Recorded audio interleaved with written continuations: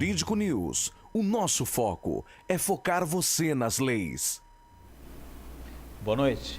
Hoje, 12 de setembro de 2013, estamos aqui pela Just TV com mais um Jurídico News. O tema do nosso programa de hoje é maioridade penal. E a respeito do tema, o nosso radar jurídico. Vamos conferir.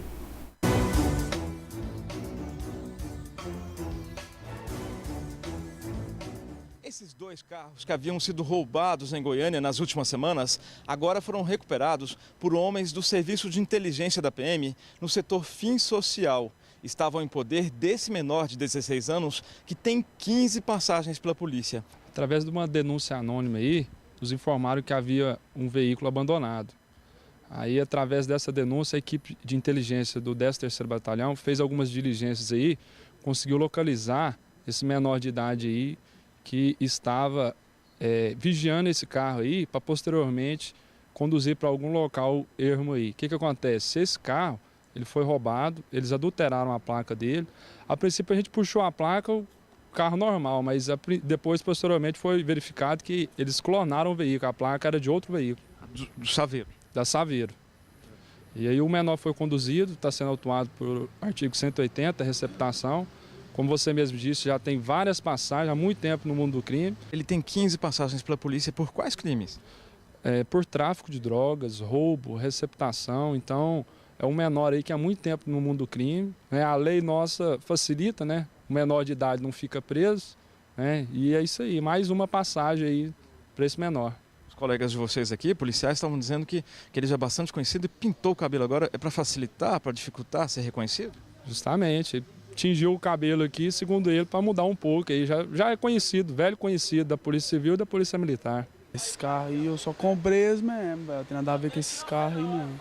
E comprou por quanto? R$100 os dois. R$100, muito barato. Pra nós é barato. Você sabia que eram roubados? Sabia não.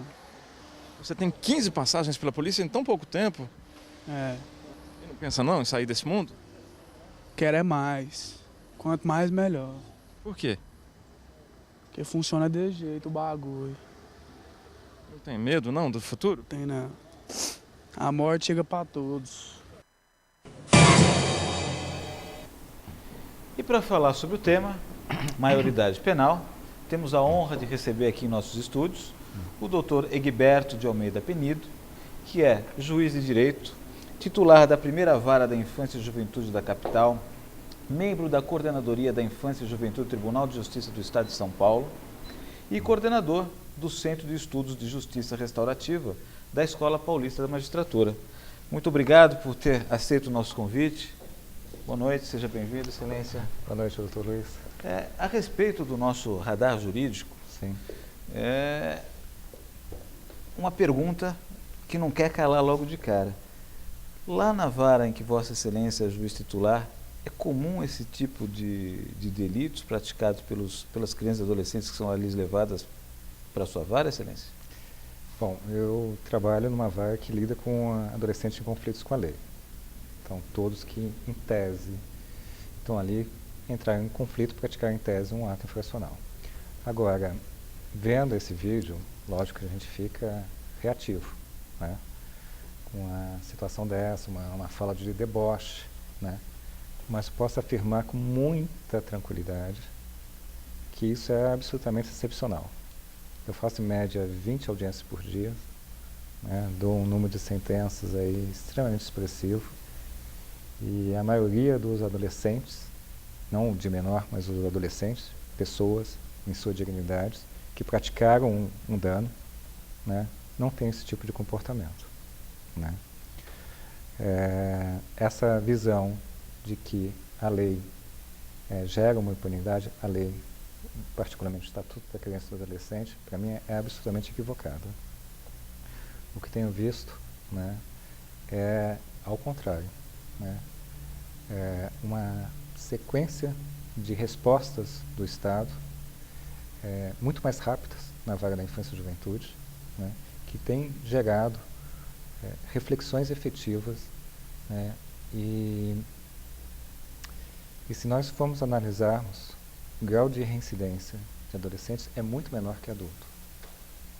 né, dos maiores. Se a gente formos comparar, isso estatisticamente está comprovado, quer dizer, do número de crimes praticados no Brasil, 10% são atribuídos a adolescentes. Doutor Egberto, mas a gente sabe que, por causa do Estatuto da Criança e do Adolescente, é que o rosto do menor envolvido aí não pôde ser exibido. Dizem, né, disse o policial, que o menor não fica preso, ele logo é solto. Mas, na justiça comum, o processo penal, pelo até princípio da não culpabilidade, né, do princípio da inocência, não mantém também presos os adultos quando eles são processados por crimes até bem piores do que esse de receptação. Qual a diferença básica nas penas que são atribuídas aos adultos e aos menores? Então, eu acho que o senhor toca no ponto fundamental. Primeiro tem esse equívoco, né? A gente pega-se um exemplo absolutamente aleatório e tenta fazer uma generalização dele, né? Segundo, de fato, se a lógica punitiva funcionasse, né, eu seria o primeiro a aderir a ela, né? Se realmente aumentar a pena seja a solução, a gente tem visto que não é. Estaria resolvido. Aí vem, se não é aumentar a pena, vamos passar para a pena perpétua. Também muitos estados estrangeiros têm feito isso, não têm dado solução a isso. Então vamos para a pena de morte. Também não tem sido efetivo. Então daqui a pouco a gente está que nem aquele filme de ficção científica que quando a pessoa pensa em praticar um crime já é presa, né? E também nesse filme não é a solução. Por que isso? Porque a lógica punitiva, no meu ponto de vista, ela está equivocada. Ela não gera uma efetiva responsabilização. Ela não olha para onde efetivamente deve olhar para evitar que um crime volte a ocorrer, para trabalhar a questão da ressocialização, para trabalhar a questão da reparação do dano, né?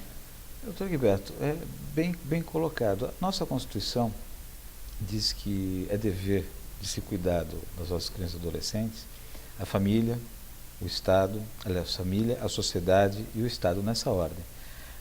Obviamente que quando vemos crianças assim, a gente já sabe de cara que falhou a família e está falhando a sociedade, onde se busca a solução do Estado. O que o Estado tem condição de oferecer a esses infratores menores de idade para essa ressocialização? Tem que ter uma efetiva vontade política.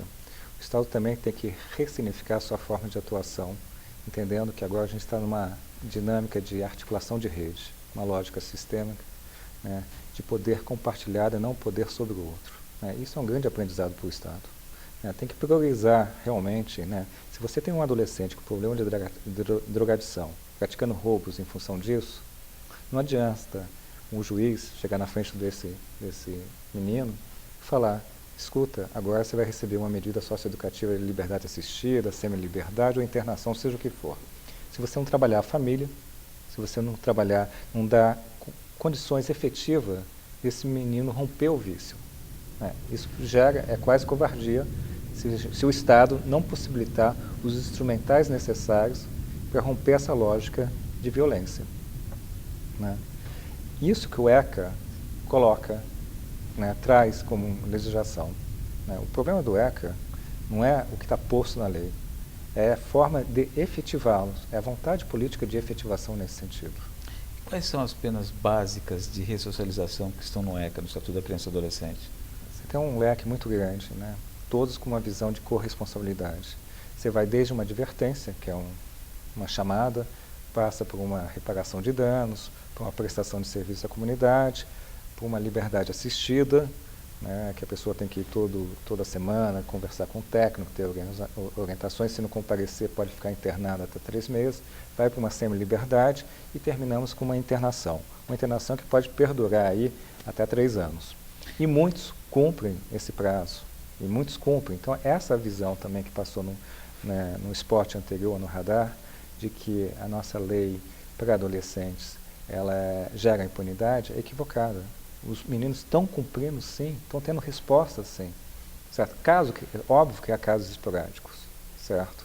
E que também não é forma de punir que vai resolver eles, né? Como eu volto a dizer, se isso fosse solução, tínhamos resolvido todos os problemas, inclusive com os adultos, querem a questão da diminuição da maioridade, querem trazer um sistema que também não está funcionando e aumentar a amplitude dele para os adolescentes.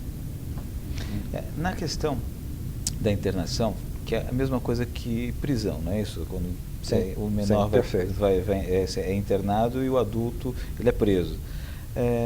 Quando é que o menor ele é advertido e quando é que há a situação de que ele é preso? Ou, desculpa, internado? Então, você tem aí uma série de critérios que vão balizar a forma que você vai aplicar, se vai aplicar uma medida X ou Y, de maior, de maior gravidade ou de menor gravidade. Depende da gravidade do ato infracional, depende das condições que a gente chama subjetivas do adolescente, né? Se ele está tendo amparo familiar, se ele está tendo amparo da sociedade, quais foram as circunstâncias que esse adolescente agiu, enfim, você faz uma análise da pessoa, na sua integralidade como pessoa, né? Quer dizer, ninguém está passando a mão na cabeça de ninguém. Pelo contrário, estamos tendo uma resposta firme. Ninguém está compactuando com a violência que foi feita contra uma outra pessoa. Ninguém está passando, né? Aquele adolescente que eventualmente praticou um ato infracional fez uma escolha. Outros adolescentes submetidos a circunstâncias semelhantes fizeram escolhas diferenciadas que não romperam com a lei. Ele fez uma escolha, precisa ter uma resposta. Qual que vai ser a medida dessa resposta?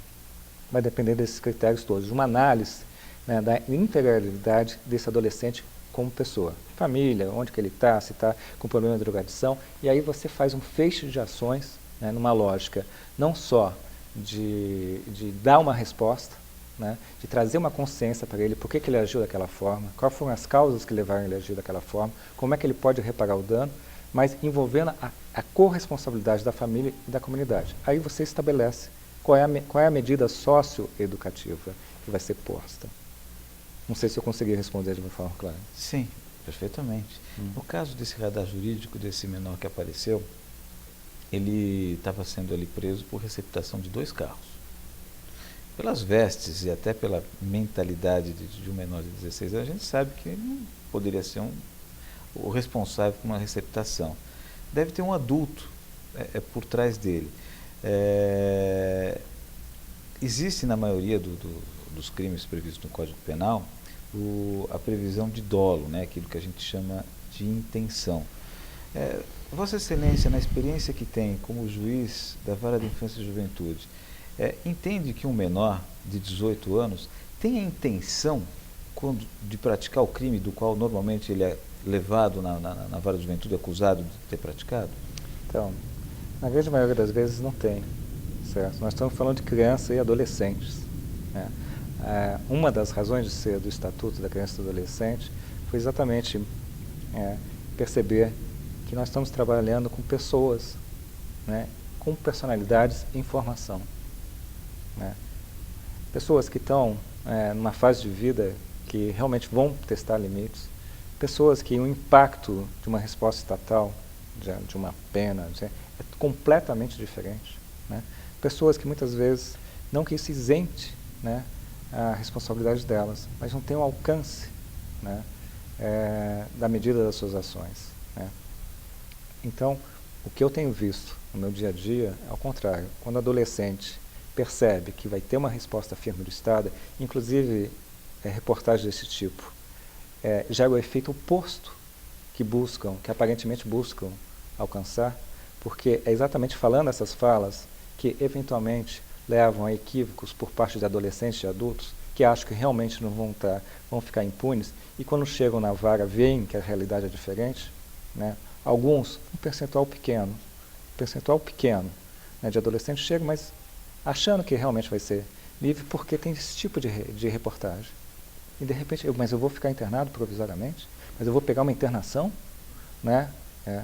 E aí percebe que a situação é diferente. E se arrepende. E gera uma reflexão. Nós estamos tratando com adolescentes. É totalmente diferente de uma pessoa com uma personalidade já formada. Perfeito. No caso, Excelência, desse jovem que passou agora no radar jurídico, um menor, acho que 16 anos, com antecedentes, sendo preso por receptação. Qual seria a pena provavelmente aplicada para ele? Então, é difícil fazer uma análise sem conhecer realmente, né, as situações em detalhes. E é esse tipo de postura que leva a essa reportagem, né? A gente quer fazer uma justiça fast food. Essa é uma tônica da nossa cultura, predominantemente uma cultura de fast food, de você ter uma dor de cabeça, toma um remédio, e não vamos entender as causas, as consequências. Bom, no caso desse adolescente, não sei quais são as medidas que ele recebeu anteriormente, não sei o contexto familiar dele, mas aparentemente a situação não tá tranquila ali, é grave. Muito provavelmente, embora a receptação em si não seja um delito de alta gravidade, pelos antecedentes deles, pela desestrutura familiar dele, ele receberia uma internação. E não tem nada de errado de fazer uma contenção física com um adolescente, né? A questão é como se faz essa contenção física se ele não está dando conta de si mesmo, tá? Como você faz a contenção física, né? Com todo o respeito, com toda a firmeza, mas com todo o respeito. Mas tem que trabalhar a família, tem que trabalhar a comunidade, tem que preparar o retorno desse adolescente para a comunidade. Se isso for feito, né, aí sim a gente vai estar efetivamente trabalhando de forma franca, sincera e real em termos de diminuição de violência. Porque a justiça fast food, e alguém cometeu um ato de violência, vai lá e comete um outro ato de violência dele, vingativa, punitiva, eu volto a dizer, não leva à responsabilização e não transforma. Quem está advogando nesse sentido está querendo realmente uma perpetuação dessa situação ou está equivocado, na melhor das hipóteses. Excelência, e no caso desses menores de 18 anos, vulneráveis, né, a qualquer envolvimento de pessoas mais experientes, né, já estão desagregados da família na maioria das vezes, desagregados da sociedade, aí supostamente aparece um adulto, esse bem articulado, e obviamente vai convencer um menor de 18 a fazer o que o maior não aceitaria fazer, né? Olha, eu vou cometer um crime, mas você que vai carregar a arma, você que vai carregar a droga, você que vai fazer isso, e depois ele já, quando vai cometer o crime, ele já tem praticamente, entre aspas, a defesa dele já preparada para jogar tudo em cima do menor. Nessas situações, o que acontece com esse adulto que vai cooptar esse menor vulnerável para cometer os crimes que ele praticamente é quem está articulando? Quanto a essa resposta, eu gostaria que Vossa Excelência desse depois do nosso segundo radar jurídico, que é uma questão parecida. Vamos conferir.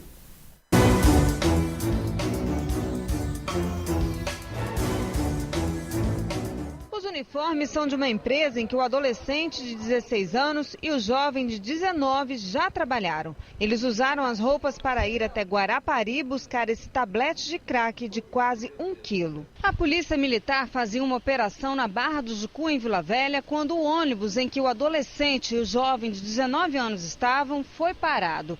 Na abordagem, foi encontrada a droga que estava sendo transportada pelo menor de idade. A droga estava dentro desta mochila. Foram apreendidos também um celular e dinheiro. Em depoimento, os rapazes disseram que compraram o crack por R$14 mil e que pagariam o material depois que o vendesse. O adolescente não tinha passagem pela polícia, ao contrário de Davi Lucas da Costa, que já havia sido detido por usar drogas. Para a nossa equipe, ele negou ter ido buscar o crack em Guarapari. Quem disse que sabia que era droga? Não estava transportando nada. Só estava vindo mais ele. Sobre o uniforme da empresa em que já trabalhou, disse que usava roupa, porque estava com saudades do ambiente de trabalho. É crime andar de uniforme? Não é crime. Mas por que? Você gosta assim da empresa? A empresa é boa. Em outra ocorrência, desta vez em Vila Velha, a polícia prendeu este adolescente de 14 anos de idade. Ele é suspeito de ter furtado um marmitex e a carteira de um motorista de ônibus no terminal rodoviário do município. A declaração do menino é de se impressionar. Desde que idade que você faz isso? É dos 12. E estudar? Eu estudar. Gosto de estudar não, mano. Tráfico é melhor, mano. Mas e agora que você tá com essa algema, tá preso? Dá nada, daqui a pouco eu vou ser solto. E aí quando você for solto, você vai fazer o quê? Primeiro carro que marcar, filho, eu vou embora. Excelência. O que acontece com o adulto? E o que vai acontecer com esses menores envolvidos nesses delitos mencionados pelo nosso radar jurídico? Então, toda a situação é triste, né? A gente está... Enfim, você vê o próprio jeito de falar desse adolescente, muito provavelmente, não dá para afirmar, mas muito provavelmente ele estava sob efeito de drogas, né? Você já tem uma desconexão, uma desestruturação de personalidade extremamente intensa ali. Fazer um resgate ali tem que ser extremamente cuidadoso e não vai ser através da punição. Não estou dizendo que ele deve ser solto, não estou dizendo nada disso. Volto a dizer, a forma de lidar com isso. O adulto, óbvio, que é corresponsável, né? Também é um equívoco por parte dos maiores de idade achar que isso isenta a conduta deles. Não só vai agravar também pelo uso, né, de um adolescente. Fora que é fácil perceber, pelo menos nesse caso, né, que ele é absolutamente coautor, né, do ilícito, né, que estava sendo praticado. Enfim, agora, também, no que diz respeito ao adulto, né, cada vez mais, né, principalmente em outros países, tem que se pensado que, sem dúvida, que tem que ter uma resposta firme. Volto a dizer, porque é muito fácil distorcer quando a gente fala que as respostas não devem ser punitivas, que a gente está fazendo uma apologia à impunidade. Ao contrário, a gente está fazendo uma apologia à responsabilidade. Então, tem que ter a contenção com o adulto também, né? E também trabalhar ele de um outro aspecto, né? Não basta só jogar ele como um depósito de carne em departamentos, né? Sem também você levar ele uma reflexão, né, por que ele agiu daquela forma, o que motivou, como é que ele vai reparar o dano. Senão ele vai achar que vai cumprir a pena e depois de 4 anos, 3 anos, seja qual for, está zerado. Zerado como? O que ele fez para reparar o dano da vítima? Né? O que ele fez para que aquilo não voltasse a ocorrer? Ele entendeu o valor da norma que ele rompeu? Se a gente fizer dessa forma, se a gente continuar dessa forma, a gente vai estar que nem tentando matar a sede bebendo água do mar salgada. Não vai matar, vai aumentar a sede. E a gente vai numa escalada de violência total como a gente está vivendo. Excelência, tem uma internauta, estamos ao vivo aqui, ela acaba de nos enviar uma mensagem, a Carmen Lúcia.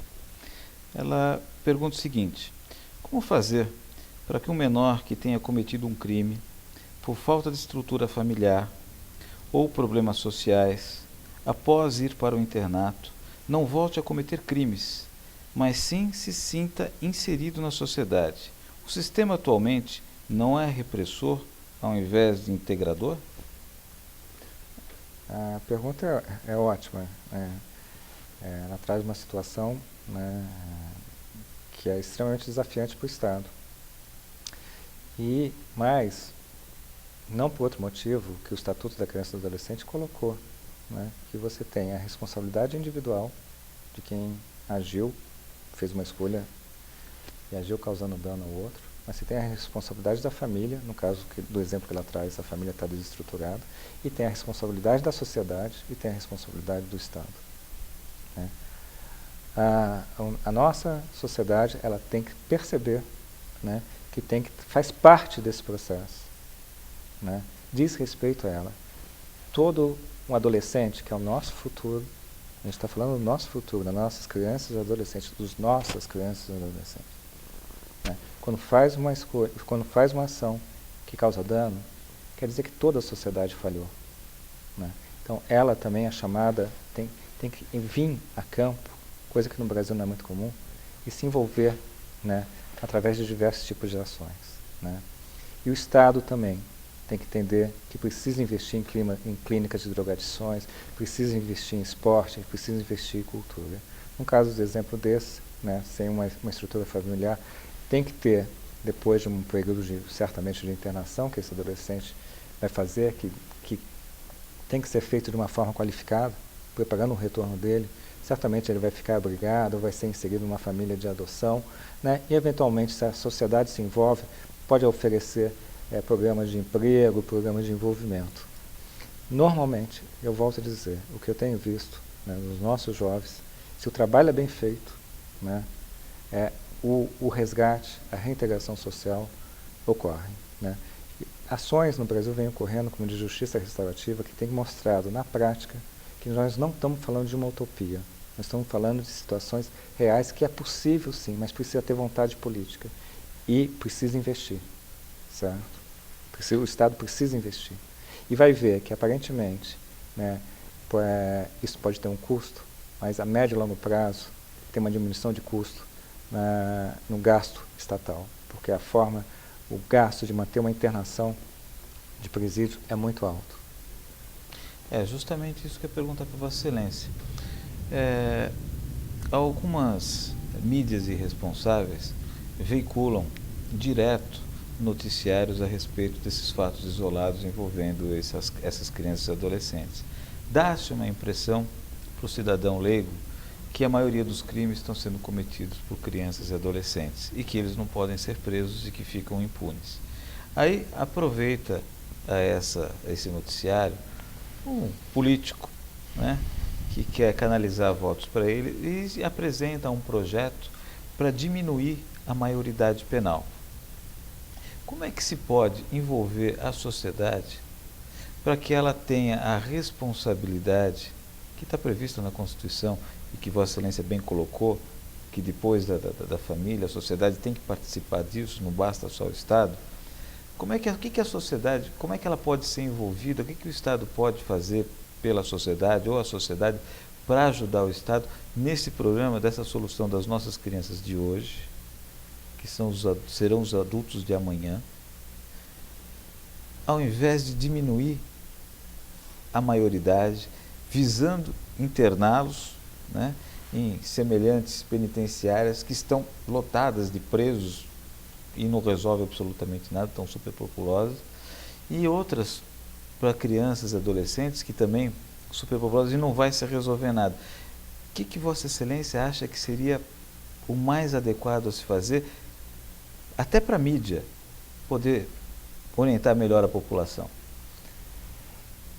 Então, temos vários caminhos, mas fazendo um parênteses aqui, também queria dizer que talvez quem pudesse responder essa pergunta é o próprio Dr. Luiz, que eu sei que em 92, como presidente da subseção de Tatuapé, desenvolveu um projeto de articulação de rede local, né, envolvendo diversas entidades, né, para que desse conta, né, a essas situações. Sem dúvida nenhuma, o caminho é esse, né? O caminho é esse, de você efetivamente articular, né, ações coletivas, né, parceiras, em rede, cada um com as suas competências, entendendo como sua ação repercute no outro, para dar conta dessa situação, né. Isso não é fácil, mas também não é difícil. Se a gente persistir, a gente chega lá. E cada vez mais tem mostrado que esse é o caminho. Esse é o caminho, né. A justiça restaurativa trabalha isso muito, aponta vários caminhos nessa direção, né, de você, então, ocorreu um ato infracional, um crime, seja com adolescente, seja com adulto, né, você prepara um encontro envolvendo a vítima, o ofensor, a família, a comunidade, para que todos juntos vão pensar, né, como lidar com aquela situação a partir daquele momento, né, como evitar que aquilo volte a ocorrer, como vai reparar o dano, né, onde cada um eventualmente pode contribuir, onde cada um falhou. Existe já hoje pequenas redes locais, isso tem que ser propagado e a mídia tem que cada vez mais ser o correio da boa notícia, né, não da má notícia, né, não fazer generalizações dessa ordem, né, não a mídia e a nossa cultura, a nossa sociedade fica criando necessidades artificiais, materialista, consumista, criando nos nossos jovens necessidades absolutamente artificiais do tênis do último tipo, da camisa, que se não for assim, e não dá os recursos, não dá instrução, não dá, e depois, quando o adolescente, na sua formação, age, dá uma paulada na cabeça dele, né? Então aqui, ninguém, volta a dizer, porque esse é um ponto, ninguém está falando de passar a mão na cabeça, mas ninguém está falando também de bater na cabeça de ninguém. Se você quer uma resposta, né, efetiva, uma resposta não violenta, o meio que você tem que utilizar necessariamente tem que ser não violento. Isso não sou eu que falo, são vários, grandes entre outros, né? Então é nessa linha que a gente tem que olhar, não para o outro lado. O outro lado cria um impacto, porque todo mundo quer a solução fácil. Volto a dizer, do fast food. Não, vamos aumentar as penas, vamos pena eterna. Não é a solução. Né? Isso satisfaz um sentimento de vingança. E a nossa cultura alimenta esse sentimento de vingança. Se a gente pensar nossos filmes, por exemplo, dos heróis, né? A gente tem um certo êxtase quando o herói bate no outro, depois do outro ser mal, ser caracterizado como mal.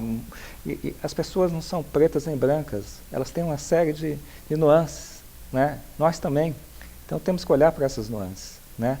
E não ter quase que um êxtase, né? Quando o herói é o que mata o outro. Esses são os nossos heróis atuais, né? Excelência, eu gostaria de poder continuar aqui a nossa conversa, mas estamos chegando ao final do nosso programa. Eu gostaria de, brevemente, se Vossa Excelência pudesse fazer suas considerações finais.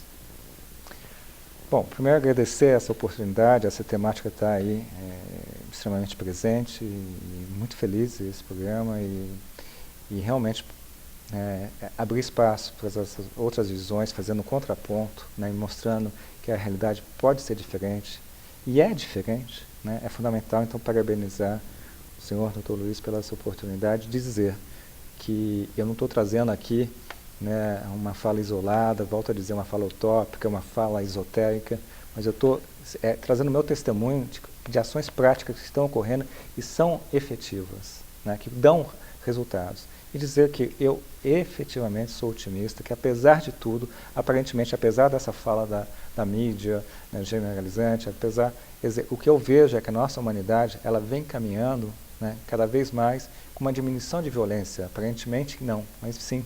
Hoje em dia a gente se choca, né, com situações de violência que a gente não se chocava antes, com a escravidão e coisas desse tipo. Hoje em dia a gente já tem noção. Então, a humanidade está evoluindo. Se a gente persistir com todos os desafios, como o senhor está persistindo também, que eu sei da trajetória, né, nós chegamos lá. É essa a mensagem. Excelência, muito obrigado por sua participação, por aceitar o nosso convite, por brindar com seus conhecimentos os nossos internautas, agradecer a presença dos internautas e até a próxima quinta-feira, às 20h45, com mais um Jurídico News. Obrigado, até lá.